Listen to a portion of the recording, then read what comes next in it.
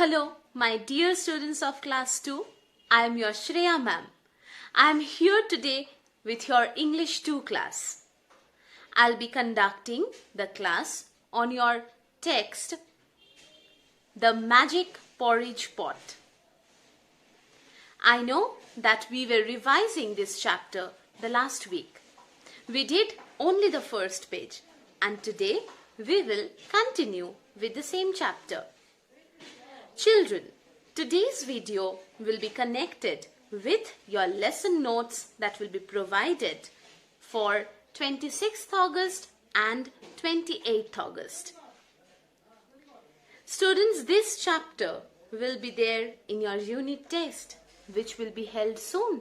So please revise this chapter, learn the meaning and meaning very nicely. Be careful with the spellings and please read the chapter thoroughly so that you can answer every question very nicely.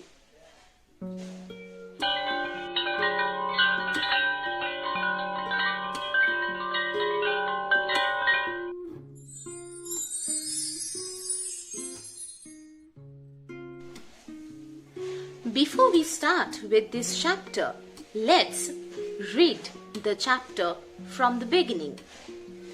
The Magic Porridge Pot.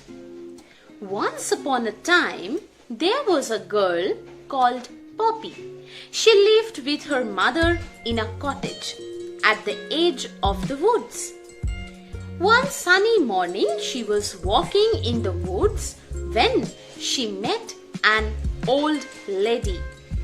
The old lady was carrying 4 heavy bags home from the market. "Let me help you with those heavy bags," said Poppy. "How kind you are," said the old lady. Poppy helped the old lady carry the bags home. The old lady gave her a little porridge pot. She told Poppy that it was a special pot and showed her how it worked. "Say the words, 'Cook, little pot, cook,' and the pot will give you delicious, hot, creamy porridge. Once you have eaten enough, say, 'Stop, little pot, stop,' or it will carry on cooking." Poppy thanked the old lady. Clutching the pot, she ran home as fast as her legs would carry her. She excitedly showed her mother what the pot could do. Children, till this much, as we are recapitulating, we remember, I hope, that Poppy lived in a cottage with her mother. Where was the cottage? The cottage was at the edge of the woods.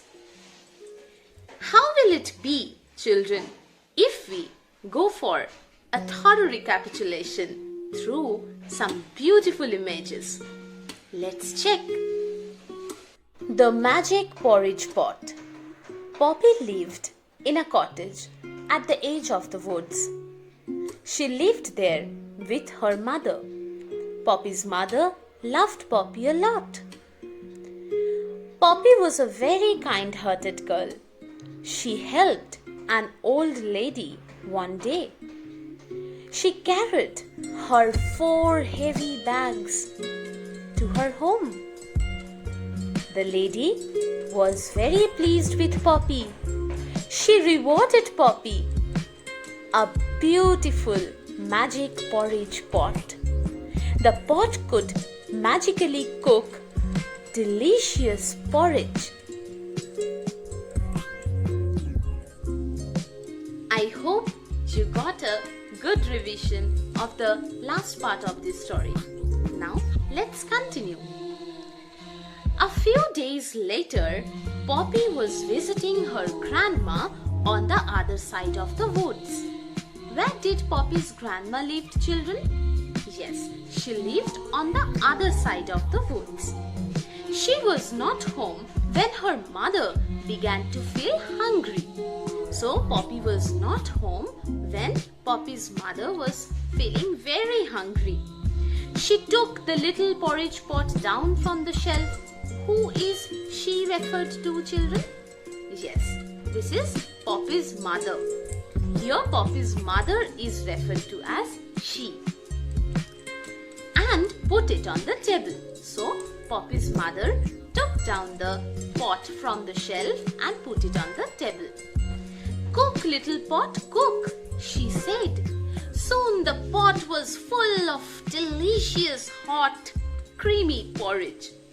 Poppy's mother ate a large bowl full and then she fell asleep in her rocking chair.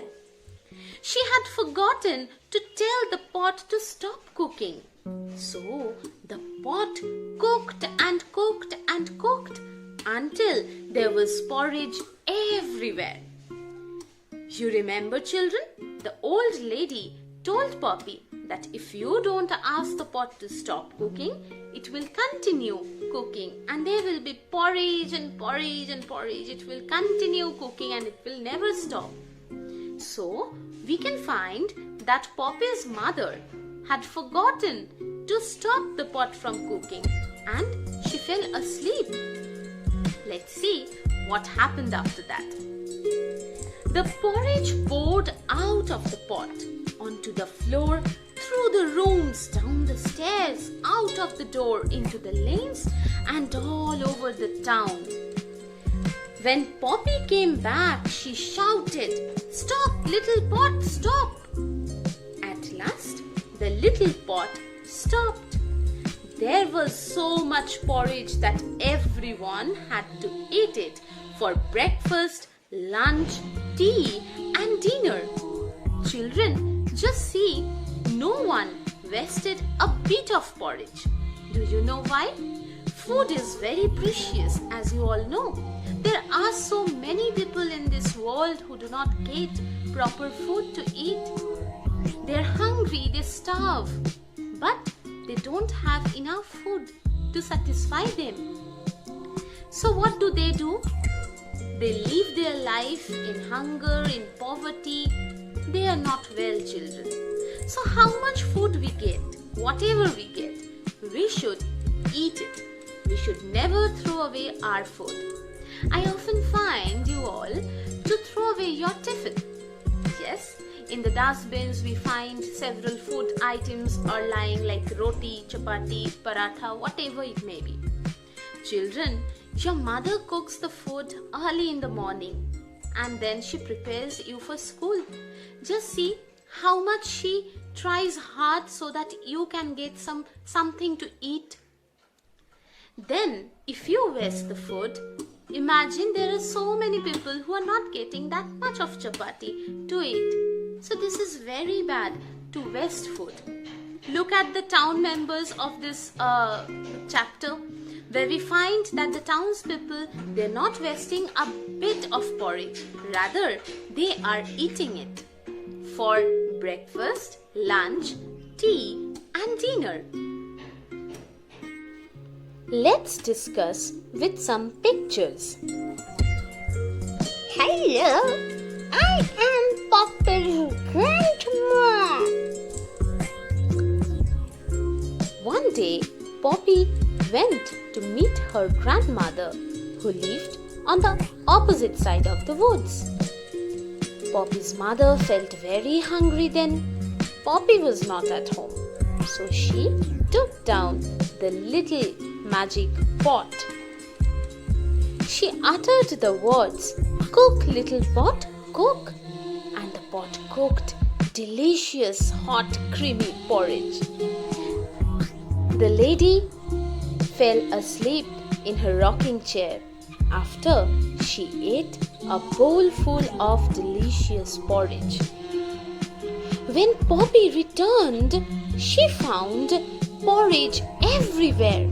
She recognized that her mother had forgotten to stop the porridge pot from cooking. She immediately said, "Stop, little pot, stop." The pot then stopped cooking, but by then there was porridge everywhere. Everyone had to eat.